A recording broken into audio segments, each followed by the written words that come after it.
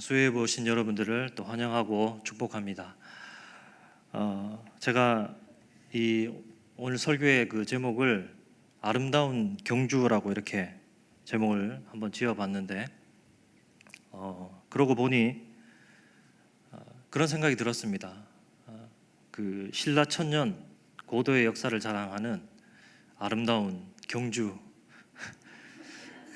문득 그게 생각이 났습니다. 웃어주셔서 감사한데, 네. 썰렁할 줄 알았는데, 네. 제가 그렇게 생각이 들었던 이유는 다름 아닌 경주에 대한 스토리 때문입니다. 경주에 가보신 분들이 많을 거라고 생각됩니다. 저도 많이 가보았습니다. 저의 그 초등학교 수학여행지가 경주이기도 했었고요. 또 교회에서 각종 어떤 야유회라든가 그런 모임 이런 것들로 아주 많이 가보았고, 또 친구들과 같이 짧은 여행으로 또 많이 가보았습니다. 유네스코 그 세계문화유산에 등재된 불국사라든가 석굴암과 같은 그런 가볼 만한 곳도 또 많이 있고, 또 먹을 것도 많은 그런 관광 도시입니다. 아무도 제가 그 아름다운 경주라고 했을 때 그 경주라고 생각한 사람은 없었을 것인데, 그런데 저는 문득 그런 생각이 들었던 것입니다. 왜냐하면 비록 연관성은 없지만 발음이 같다는 이유만으로 경주에 대한 여러 가지 추억과 또 스토리가 생각났기 때문입니다. 이렇듯 우리가 살아가는 그 방식에는 상당 부분 자기가 가진 그 스토리에 연결되어 있거나 혹은 그 스토리를 의존하고 있는 경우가 많이 있습니다. 우리는 세상을 어떻게 바라보며 살아가고 있을까요? 우리가 알다시피 우리는 모두가 똑같이 세상을 바라보며 살아가는 것이 아닙니다. 사람마다 이 세상을 보는 이해와 또 그 눈이 해석이 다릅니다. 왜냐하면 각자가 가진 그런 역사와 배경과 환경과 상황과 처지와 입장과 또 경우가 다르기 때문입니다. 즉 각자가 가진 스토리가 다르다는 것입니다. 우리가 세상을 이해하기 위해서, 또 우리의 이런 삶의 의미를 알기 위해서, 또 어떻게 살아갈지 우리가 중요한 결정을 하기 위해서 우리는 어떠한 이야기를 의존하고 있습니다. 마이클 고힌이라는 학자는 이야기는 세상이 실제로 존재하는 방식에 대해 가장 잘 설명하는 길이다라고 말했습니다.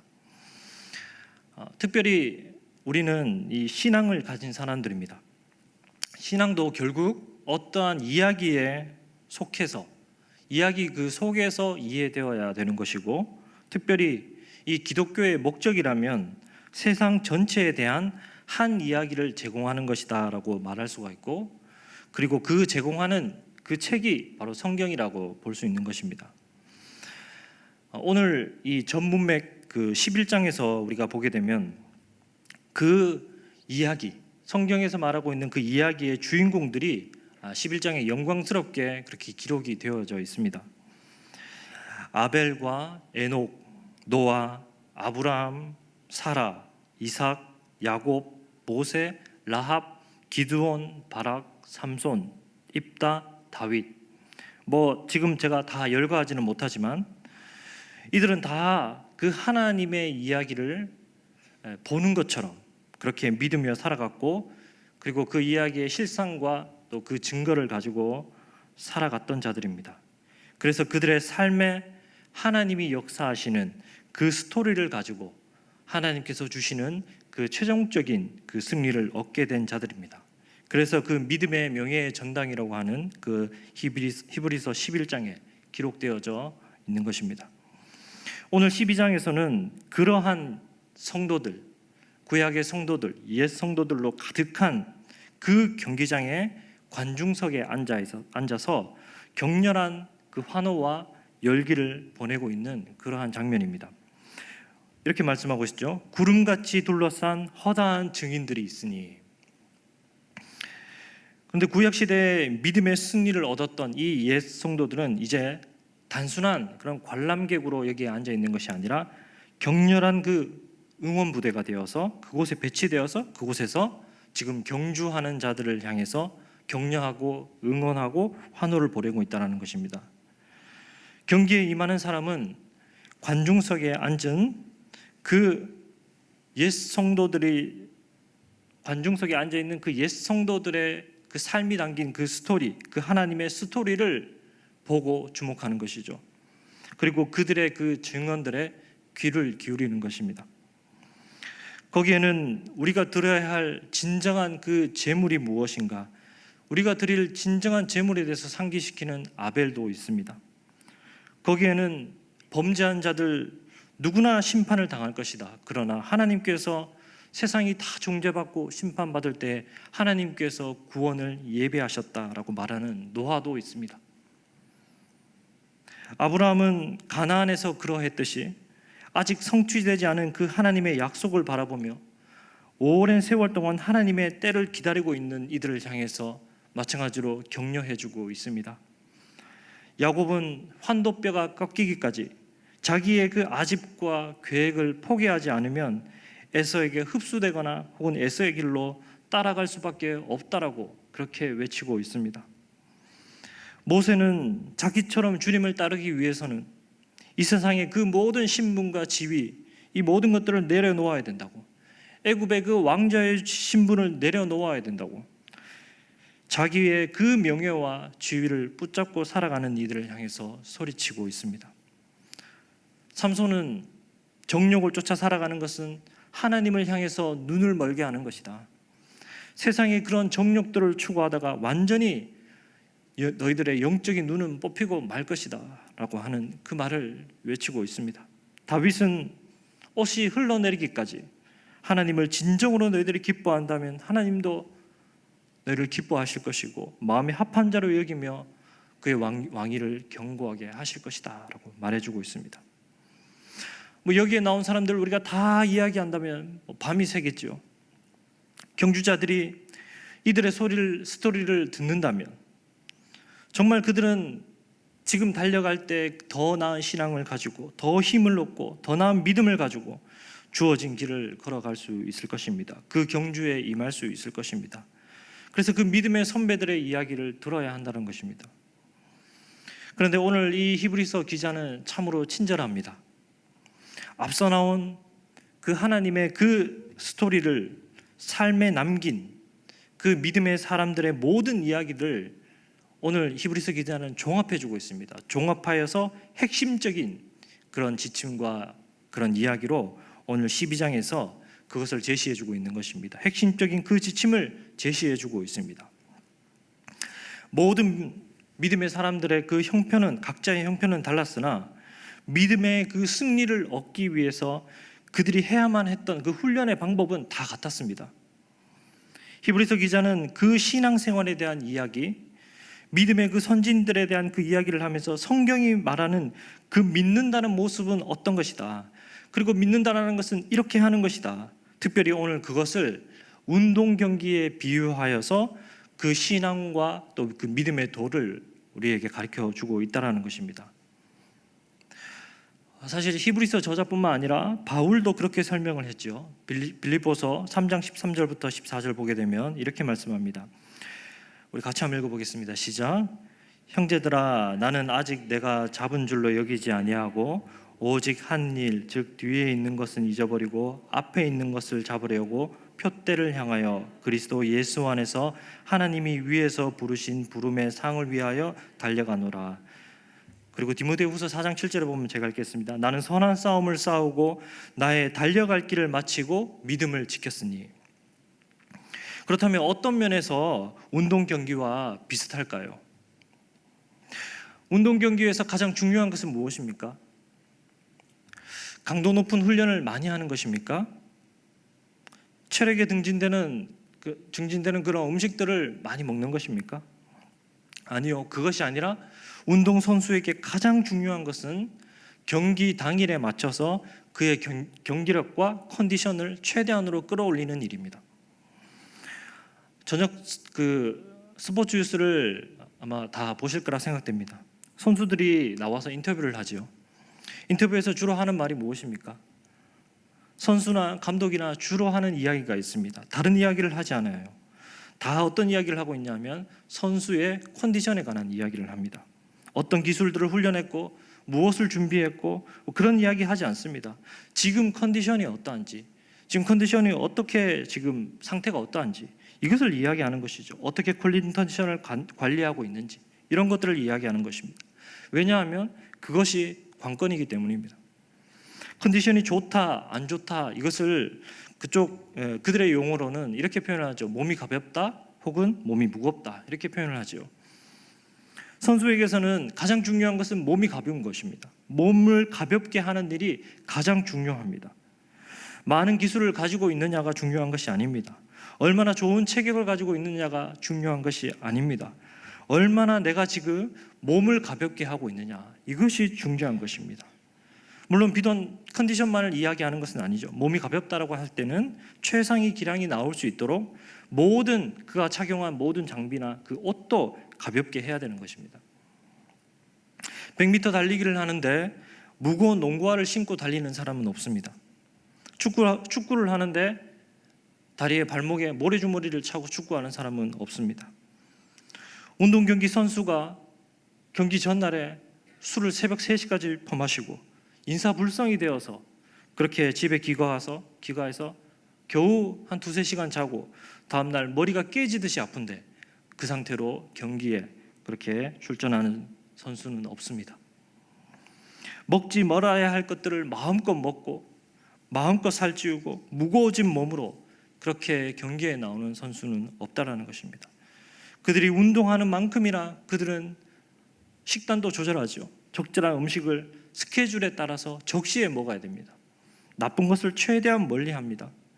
몸을 무겁게 만드는 다양한 형태의 그러한 음식이나 습관이나 여러 가지 기호품들 이런 것들 다 절제하며 몸을 만듭니다.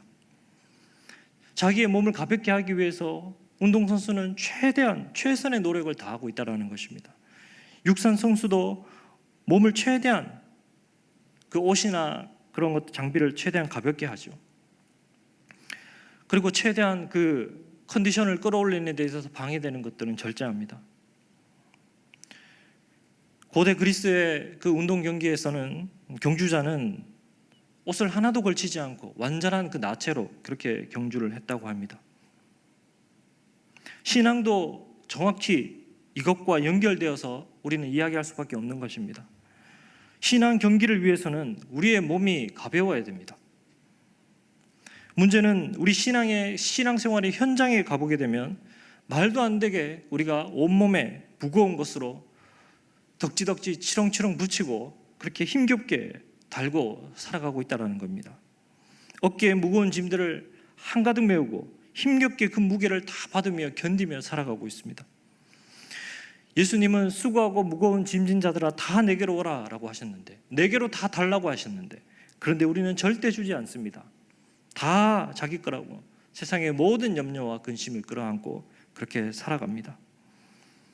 허리에는 거추장스러운 띠가 덜렁덜렁거리고 있고 운동화 끈은 풀려서 걸을 때마다 밟히고 있습니다.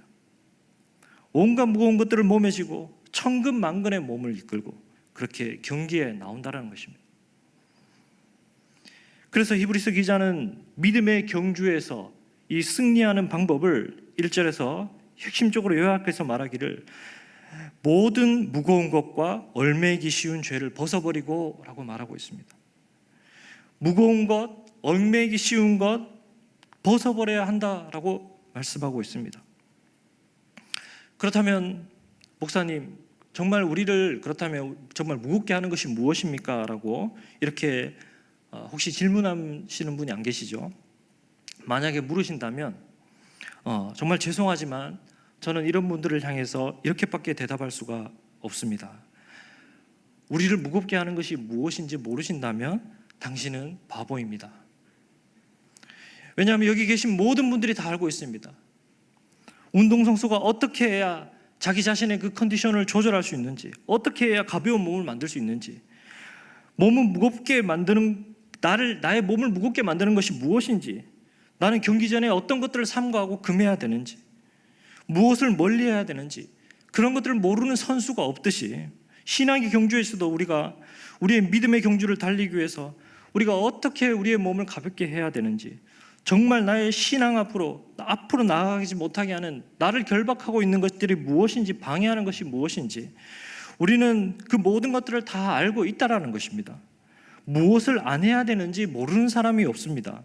믿음을 향해 앞으로 나아갈 때 나를 가로막고 붙잡고 있는 그 장애물들이 무엇인지 우리는 설명해야 아는 것이 아닙니다. 안 해도 여러분들이 다 알고 있습니다. 그 무겁게 하는 것이 무엇입니까?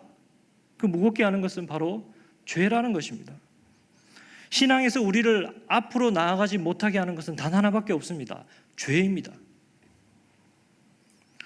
우리를 무겁게 하는 죄의 짐들은 참으로 많습니다. 헌법에 명시된 죄, 법적인 그런 죄가 아니더라도 죄가 많아요. 성도의 죄는 알다시피 그렇게 감옥에 가는 죄가 그 죄가 아니라는 것을 다 아실 것입니다. 사람마다 자기의 짐이 되는 그런 문제는 다 다를 수 있습니다. 누군가는 그의 생활 습관이 무거운 짐이 됩니다. 누군가는 그의 기호품이 무거운 짐이 됩니다. 누군가는 그의 관심이 무거운 짐이 됩니다. 누군가는 그 돈에 대한 탐심이 무거운 짐이 됩니다. 누군가는 과한 TV 시청이 무거운 짐이 됩니다. 누군가는 자기의 정서적인 문제 때문에 무거운 짐이 됩니다. 누군가는 자기의 소비 욕구 때문에 무거운 짐이 됩니다. 누군가는 부적절한 관계 때문에 무거운 짐이 됩니다.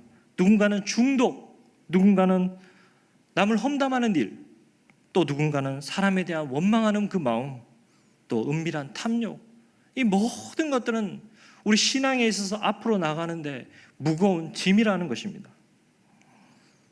사람마다 가지고 있는 그 보따리는 다르지만 이런 온갖 종류의 보따리가 우리의 이 믿음의 경주를 방해하고 있다라는 것입니다.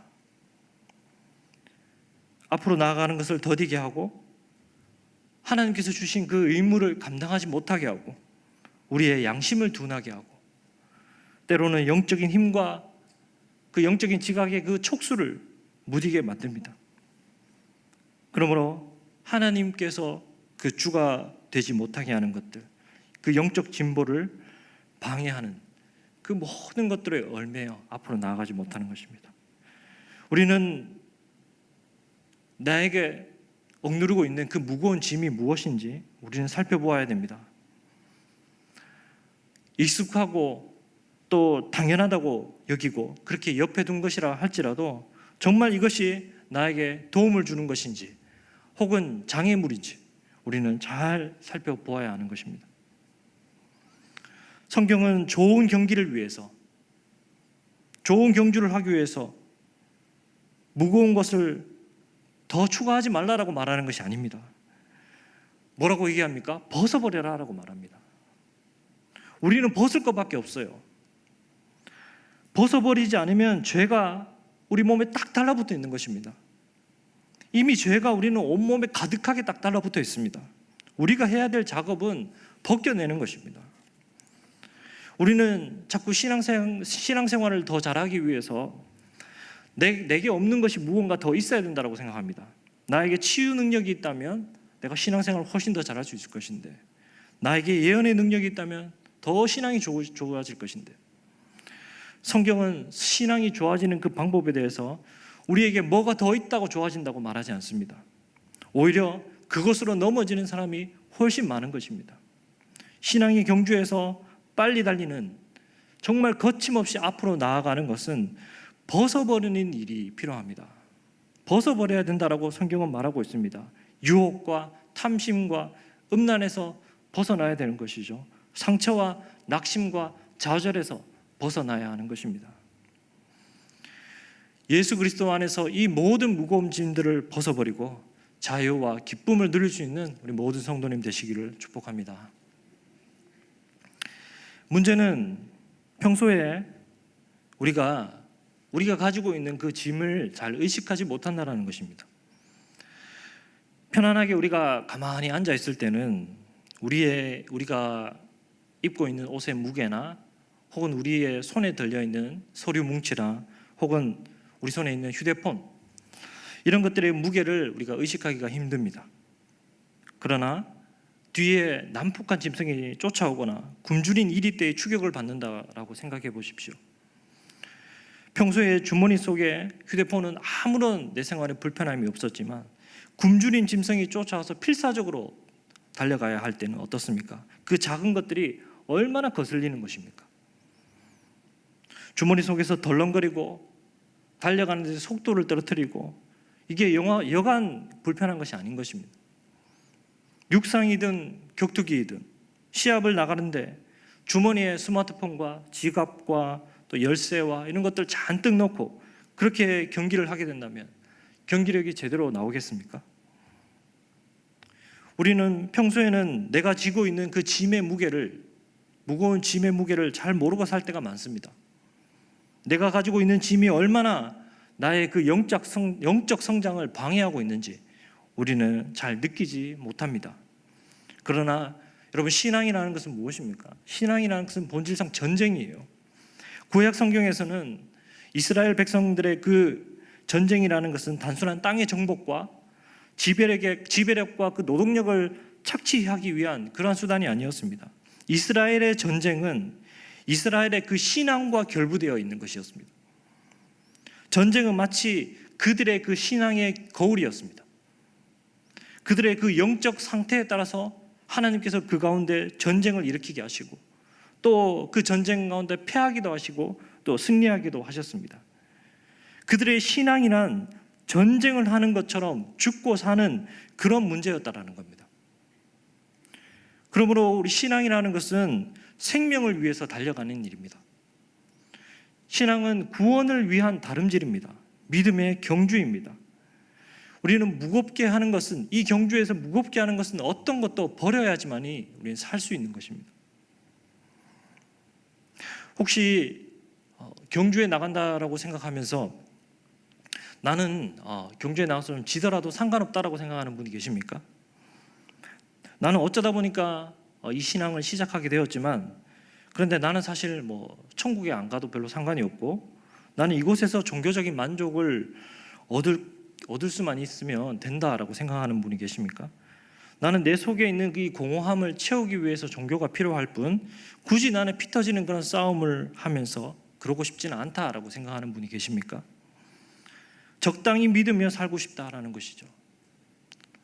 그런데 우리의 부르심이라는 것이 무엇입니까? 우리의 부르심은 하나님께서 우리에게 취미생활 하라고 부르신 것이 아닙니다. 꽃침대에 누워서 그냥 널브러져 있고 평안히 쉬라고 그렇게 우리를 부르신 그런 부르심이 아니라는 것입니다. 지더라도 상관없는 그런 취미생활 하라고 우리를 부르신 것이 아닙니다. 하나님께서 우리를 부르신 것은 경주자로 부르셨습니다. 우리는 경주하라고 부르심을 받은 것입니다. 우리에게 놓인 경주는 이기면 좋고 저도 별로 상관없는 그러한 경주가 아니라 반드시 이겨야만 하는 경주입니다. 그렇다면 우리는 이 경기에 임하는 자세가 달라져야 되는 것이죠. 믿음의 경주에 임할 때 반드시 이겨야 하는 그런 운동선수처럼 할 수 있다면 최대한 몸을 가볍게 하고 모든 무거운 것들을 버리고 우리는 임해야만 한다는 것입니다. 절제력과 자제력은 신앙의 그 근육과도 같은 것입니다. 이것을 우리는 키워내야 됩니다. 그리고 힘써 모든 경건에 이르도록 해야 되는 것입니다.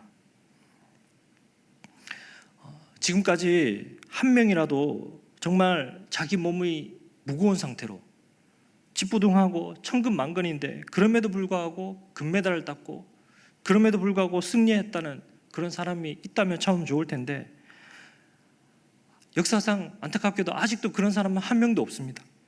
하나같이 다 자기 몸을 가볍게 만들므로 승리했습니다.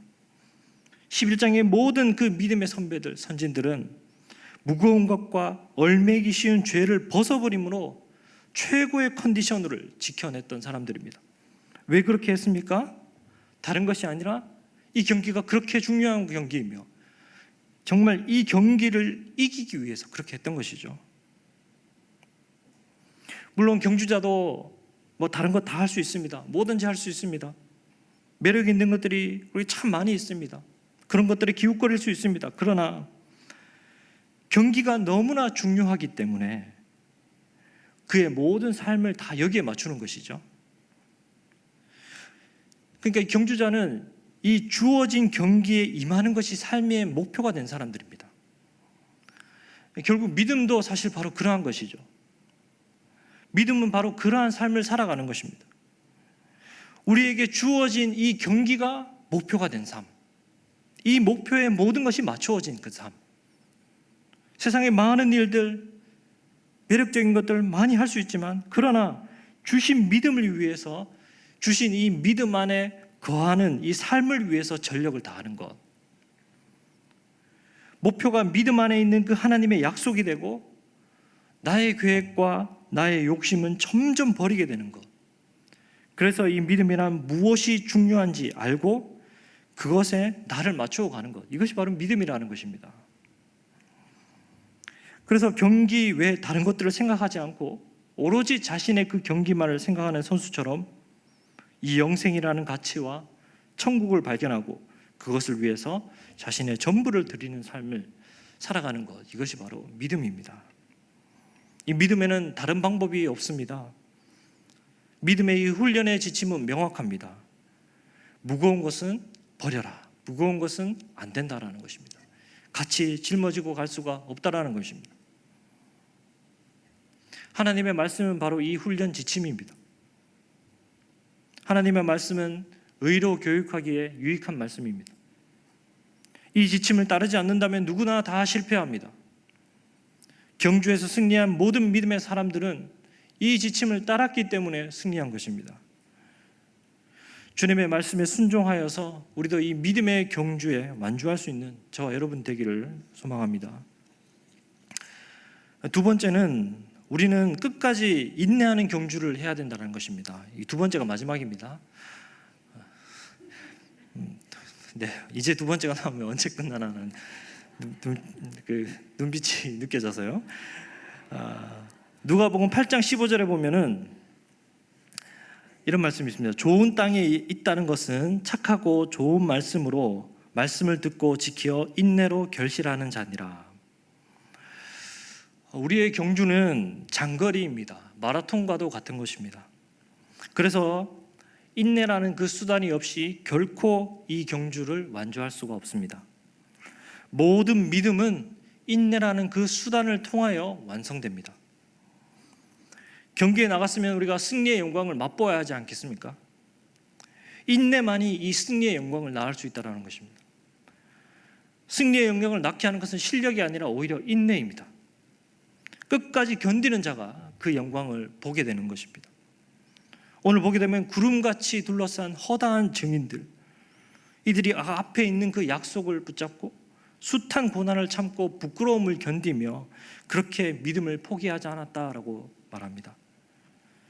정말 우리가 믿음 생활하는 가운데 외로운 생각도 참 많이 들고 숨이 차고 또 힘겹게 그렇게 살아가는 우리에게 정말 이들을 바라볼 때, 구름같이 허다한 그 증인들을 바라볼 때 우리에게 큰 용기와 위로와 확신을 줍니다. 우리가 더 나은 본향에 이를 때까지 인내하며 정말 이 믿음의 경주를 포기하지 않아야 되는 이유는 결코 그것이 헛되지 않기 때문입니다. 그리고 또 하나는 이 길을 걸어가는데 우리 혼자 가는 길이 아니기 때문입니다. 이 길의 창시자이자 또 완성자이신 우리 주께서 우리의 모든 것들을 이미 앞서가셔서 우리가 당하는 고난들을 체휼하셨고 또 그 주님이 우리를 이 믿음의 경주에서 혼자 뛰도록 내버려 두시지 않는다라는 것입니다.